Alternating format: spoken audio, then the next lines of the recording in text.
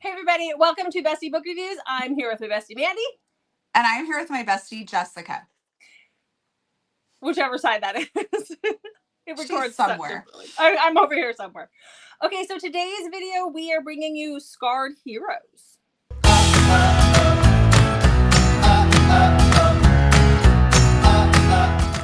And wounded. Yes, scarred and wounded. All right. In whatever way, shape, or form. Yes. Okay, but before we get started with that, Mandy. Well, make sure you hit that subscribe button because we like to give away free books on our channel. We do. Okay, so everybody loves a scarred hero, right? Or wounded. Some of mine are wounded, Jessica. And this could be like too. Emotionally or physically. I think all mine are physically, but still. Yeah. But we said emotional or physical. Yeah. Okay. What's to look for? What? Just looking? Oh, you look like you were contemplating something there. Okay. So what book I want to read next? What book you want to read next? Yeah. All right. So for my first scarred hero, I have this. So this book is the third book in a series. You can read it as standalone. I think it would feel better if you read the first two, but you can read it as standalone. And this book is called Stolen, Dante's Vow. It's by Natasha Knight. And this is about Dante, obviously. So in the books prior, we find out that their family had been, so this is mafia. Their family had been attacked by the cartel when him and his brother were young, and they like completely annihilated their family, and he and his brother are the only survivors. He could have swore that the maid's daughter Mara was taken as well. Like Dante saw her be taken. He couldn't stop this from happening. And so now we fast forward a whole bunch of years, and he has been looking for her ever since he got out of the hospital and got better. And 5 years before the book starts, so at the end of the second book, there's a fire and he gets burned, and so part of his body is burned and he's scarred, but he's still looking for Mara. She has been taken by the cartel and being held by the cartel, and so he finally finds her, and that is where this book starts out. He finds her and he goes and rescues her, but he's really dark and he's dealing with a lot of demons, and she's dealing with what happened to her because she's not a little girl anymore. She was raised thinking she was somebody else and being called somebody else. And so that is what this book is about. This is their story. I probably did a really horrible job of explaining it. It is so good. Out of the three books, honestly, this one was my favorite because it was just so good. I think he's wearing an eye patch too, if I remember right. I think he might have lost part of his, like, because his face was burned so bad. I can't remember. It's been a while since I read it, but it was so good. So read it. What do you got? Okay, my first book is The Heart of Smoke by Kay Webster. This is the third book in this Shameful Secrets series, and you get a little more glimpse into what's going on if you read the books in order, but they can be read as standalones. But it's just one of those things where the series is so good, you should just start at book one. So this is Jude and Tate's story. So Jude has this horrible guilt from a fire that killed his mom, and he was not able to get his mom out, and he's just never been able to get over the self-punishment, self-loathing, and he wears a mask at all times. He's broken all the mirrors in his house. It's just, oh, it's heartbreaking. Like, you just really feel for him, even though he's a grumpy arsehole most of the time. Well, their dad, who's kind of done a number on the family in a few ways, hires Tate to come live with the family. So they all kind of live on this road together, like, think real fancy, richy type houses together, like compound almost. And he hires Tate to come live with them. Tate is a therapist, and he feels like Tate is going to be able to fix their family. And so Tate has to live with Jude, and Jude lives with the grandpa, who's also kind of a cranky old guy. And so Jude moves in. Jude is pretty timid a little bit, and so they kind of intimidate him, but he is determined to do his job as best he can. But he also is on the run from an abusive ex, so that makes he's on a little bit of a high alert about what's going on, as well as trying to help this family and help Jude, who really needs some good therapy. Okay. And it's Kay Webster. And it's Kay Webster. Come on. Hello. Yeah. Okay. So my next book is also a part of a series. It's also number 3 in a series. Shocker. Wow. You can read this one as a standalone. The second book in the series is an absolute favorite, but this is appealed by Emma Chase. This is number 3. Like I said, in her legal brief series, they can be read as standalones, but you know, I just love number 2. But this is about Brent and Kennedy. So they have known each other their whole lives. They were friends when they were young, and things were kind of leading towards a relationship when something happened, and it was kind of a bullying situation, or it was kind of a situation where for Kennedy, she was like humiliated in front of the popular crowd when they were like in school at this point. Then they lose contact with each other for years, and then now we see them, and Kennedy is this high-powered DC prosecutor, and Brent is the opposing attorney on a case, and that is where we see them. Now Brent lost part of his leg in an accident in childhood, and so that's where the scars come in. But I love this book so much because there were so many lighthearted, funny moments, because there's so much good banter, and they're fighting against each other, but there's still that tension, and it's like a second chance romance, you know, friends to almost lovers to enemies to we're working our way back to it. So there's a lot of push and pull there. Loved it. It's been years since I read it, so I don't remember. Hi, Mandy. I don't remember a ton about it, but it was just it was 5 stars when I read it the first time around. I loved it. It was good. So next. Okay. I have a favorite. It's one of yours too. Okay. Yeah, that's yummy. Yeah. Okay, I'll let you talk about that one. So, Tide by Carrie Ann Cole. This is the second book in the All Torn Up. There's just 2 of them. It is a complete standalone. You don't need to read the first one to be able to read this. You see Tyler's character very briefly in the other story. So, Tyler is haunted, I guess is a great way to describe him. He's a recluse. He refuses to speak. And he just kind of rides his motorcycle at night, and people are a little bit afraid of him. So Tyler's out wandering around in the woods one day when he discovers this underground bunker and finds Holly there. Holly was kidnapped about 11 years ago as a child. She's now an older teenager, and she has been kept here this entire time. And he ends up killing her captor. I'm not giving any spoilers away. It's literally on the back of the book. And rescues her. She's been kept from everything for all of these years down in this like bunker type thing. And so she falls for him. Like he is her savior, her Prince Charming, even though no one else in town would ever look at Tyler this way. And she just has this great need to get to know him, to see him for who he is. And so this is their story. 2 very broken people who find love. And oh, I just loved it so much. It was good. And I love this book cover.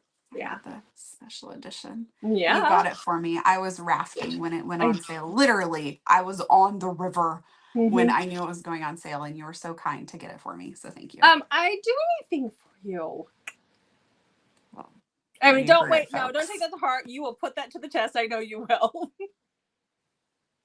No, it's okay. Okay, so my next book is a favorite of mine as well. You haven't read this one yet. I did a reread of it this week because I was like, I think he's scarred, and I couldn't quite remember. And so that is Take Me With You by Nina G. Jones. I'm going to tell you guys, he is scarred. We see some, like, the scars are talked about quite a bit in the beginning of the book. When he takes his shirt off, we can see that it looks like he's been through like a cheese grater on one side. I'm not going to give away why or how, because that's a huge part of the book and where exactly the scars are. But this is about Webster and Sam. So Sam is a peeping Tom. This takes place in the 1970s, but not only does he like peeping Tom things, he, because he loves to watch people, he has a speech impediment where he can't really talk. He stutters horribly. So when he whispers and he takes on this persona of the person who breaks into other people's houses after he peeps on them for like weeks, then he doesn't stutter. And so that's either he doesn't talk or that's what he does. And he sees Webster one day in the grocery store with her little brother who has cerebral palsy, who does not talk. And there's something about the way she treats the brother. It makes him want her because she treats the brother differently. She doesn't treat him like he's a pariah or he's a burden, like how Sam was treated as a child. She treats him like he's wanted and he's loved. And so he puts his sights on her as the next person to break into her house and torment her. Definitely check triggers, guys. This is really dark. The night he breaks into her house, something happens. Her brother wakes up. He sees what's going on. So she says, take me with you instead of harming the little brother. And so that's what he does. He kidnaps her and he keeps her as his captive. So love the Stockholm syndrome, but he is our scarred anti-hero. He's an anti-hero is what he is. But yes, he's scarred. So yeah, that's a part of his story. So yeah. Love that book. Okay, my next book is Pool Girl by Cassie Mint. Okay. This is a novella, and this is about Tanner. Tanner is the maintenance guy at this apartment complex, and he was in the military, and during his time, he was wounded, and so he has like a little bit of limp. He has some scars from his service, and he notices one of the women that lives at the complex comes down to the pool and just floats every day after work. And he is quite taken by her. She's very attractive. She seems to be very nice to everyone. And so he kind of just watches her from afar, thinking someone like her would never love someone like him. Little does he know that while Cassie, or excuse me, not Cassie, Elsie is floating on the pool every evening, she is dreaming of him doing very naughty things to her. Or maybe they're not so naughty.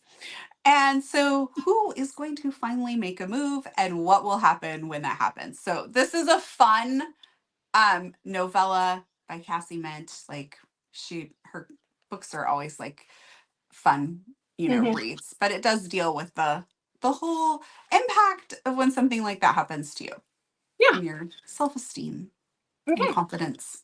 Yeah, exactly. Yeah. Okay, so the next book I have is a part of a series, can be read as a standalone. This is an MC romance. So this is Finding Solace, and it's by Crystal Daniels and Sandy Alvarez. This one, I finger slipped. So this is about Mila and Reed. So Reed was in a car accident with his younger brother when he was young. The brother died in the car accident. He lost part of his leg, so he has a prosthesis now.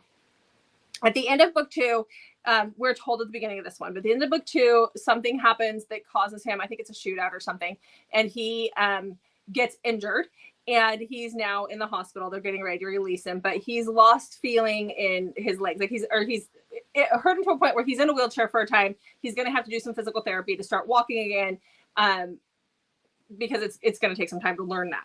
And so that is where Mila comes in. She is a friend of the heroine from the first book, and she is a single mom and a registered nurse. And so the father is not in the picture. She's not 100% sure. I mean, she knows the father of her baby. It's a thing. We'll talk about that one later. Well, yeah, dad's not there. And so she moves in to Reed's house to take care of him with her daughter, because he said to bring the daughter along as the nurse. So this is their story. He is very gruff and he's very guarded. He's a bit of an asshole, but he's very frustrated. And this is really kind of like a grumpy sunshine. She, is struggling as a mom, as a single mom, to make ends meet, but this job is too good to let go. And they were like almost living out of their car kind of a situation when this happened. So this is their story. Love their story. It's good. I think it's my favorite out of all of these ones of Sandy Alvarez and Crystal Daniels, but I could be wrong. Okay. Okay. My next one is one of your favorite scarred heroes. Oh, really? Tell me about it. Oh, gosh. I love Isaac. I knew as soon as I held this up that you were going to do that. He that should you would be say that protected at all and costs. do that. I know. There's just something about Isaac. Karen protect him. Okay, tell us. Okay, so this is The Winter Before by Karen Crompton, and this is Isaac's story. Isaac was burned in a fire when he was younger, and it left him very scarred. So he has this is kind of a theme, has become a recluse and he lives by himself. He works at the local like hardware store, but there he like tends to just work in the back. He ignores people, that sort of thing. And Olivia inherits the house next door to Isaac, and it needs a lot, like it's a fixer-upper kind of like to the extreme. So like she needs a lot of help just like being able to have lights and function in this place, but she's determined to make it work. She is also very determined to become friends with her neighbor. And Isaac is not very appreciative of that. He's a little grumpy with her at times, but he finds himself maybe begrudgingly giving in and doing things for her and accepting some of her friendship. And this is just, oh, it's such a powerful story of healing. Mm-hmm. I love Isaac. It's very good. Yeah, it is. It's good. It is a slow burn though. So just so you know. Yeah. It is probably one of the slow burniest books I've read. But it's Karen very just made me fall in love with that character. So, yay. Mm-hmm. Yeah, definitely need the tissues for it. Yeah. Okay, so for my last one, this one's a little different because this is dystopian, but it's good. And he is scarred. So let's talk about it. So this is Born for Silk by Nikki Harris. This just came out a few weeks ago. This is about Aster and Rome. So this book takes place in the future. We've kind of destroyed the world with global warming and with like we've changed genetics to try to get like basically super soldier people out there. Like they're taller, they're bigger, they can handle it. But because of all of that stuff, we've kind of ruined the world just a little bit, a lot of it actually. And from this, now we have this new empire that kind of rules everything. And that is where Rome comes in. He's our scarred hero. He is basically the king, or he is the king. But he is like, he's been through tons of battles. He's taken bullets. The bullets are still like his dad had bragged that the bullets were still left in his body. And so Rome left the bullets in his body. So he has bullets. He's got scars on his face. He's got scars everywhere. And then you have Aster. She's what they call a silk girl. So all of these girls, the way you become a silk girl is that if your mother was a silk girl and she didn't have any miscarriages at all, then you could be a silk girl. Like it has to be, it's handed down in this dystopian society. And so she has been raised in this facility to become basically a walking womb for an elite person. Now the goal for these girls, they always want to be the king's womb, basically, but they're also given out to other people. And so one day she runs into the king accidentally, and things just kind of snowball for them from there. But this is very angsty. He doesn't choose her for quite a while. Like there's a lot of things that happen, but there's something about her that he just can't ignore. And he softens himself to her, and she loves his scars. She loves the way he looks. She is just enamored with him from the get-go. But there's a lot of tension. I love this book so much. Like I can't wait for the next book. It's supposed to be a different set of characters in the next book, but it was just different, and it was just so good. It took half a minute. The world building was like took my brain a minute to compute, but I loved it. Loved it. So read some of the craziest plots. Hey, they're different. I need them different. So, okay, what's your last one? Okay. My last one is Dark Obsession by Hope Ford, and this is part of her Whiskey Men Wounded Heroes series. So the whole series, you can find a wounded man. So this one is about Jason, and Jason was in the military, and there was an accident, and he lost his vision. And along with this, he's told that it may come back. And so he's been waiting basically like 2 years for it to come back. And then he meets Olivia, and he instantly becomes very possessive, obsessive over her, very protective of her, but battles kind of with himself. Like, doesn't she deserve more than being with a blind guy? Is basically how he feels. And so we have kind of his emotional turmoil is a big part of this story. And obviously Olivia doesn't care. She sees him for who he is, and she, likes it. Mm-hmm. But he's kind of stuck in this emotional turmoil. That reminds me of one that I read too. What was it called? Blind Reader Wanted, where it was the same kind of idea where he was blind and stuck in emotional turmoil. It was good too. So I might want Emma to read Scott that one. has one where the main character gets hurt in an accident. Yeah. And is blind. I think you read it too. I think so. Yeah. Oh, that one. Oh, Was yeah, really yeah, yeah. good. Why That was didn't I use Rush that or one something. for this video? I don't know. Maybe we used it in a video before. I don't remember. I guess I was thinking more because he wasn't really scarred. He was blind, but oh my gosh, he was emotionally damaged. Yes, very much so. Very much so. All right, guys. So there you go. There are your 10 scarred and damaged hero Rex. Okay, so we love a scarred, damaged hero. We do. We really do. And if he's a little grumpy, yes, please. We like our fixer-upper, apparently. We've done a rec about this before, so we may have already read it, but if you have some good ones, put them down in the comments. We're always looking for more books to read because our TBRs are clearly not jam-packed. Yeah. And we'll link the other video up here too. Will we? Yes, we will. Okay. Yeah. It's I can do it. No, I mean, like, you want people to go and watch it? I mean, it was from forever ago, but be gracious, guys. Be gracious. I don't know if it was that long ago. No, it really wasn't. My hair was short, though. I know my hair was shorter, for sure. But yeah. Yeah. You were auditioning for a boy band. Not that short. When we first started, your hair was very short. I like it short. That was probably a little too short, but I like it short. No, I mean, this was like at your ears. Yeah. That's too short for you. I liked it short. I liked it. It was easy. Short? That is not what you told me. I liked it. I don't like it when I go back and look at the pictures of it, though. Okay, I was gonna say, you're like, he always wants me to cut my hair short. I don't want it short. And then we had that little discussion. Yep. So, okay, enough about the hair. That's a whole nother video. Yeah. Mandy has something that she needs to tell you to do. Well, make sure you check back on Mondays, Thursdays, and Saturdays for new videos from us and hit that notification button so you don't miss surprise videos that we do as well. Yeah. Thanks for watching, guys. We'll see you in the next video.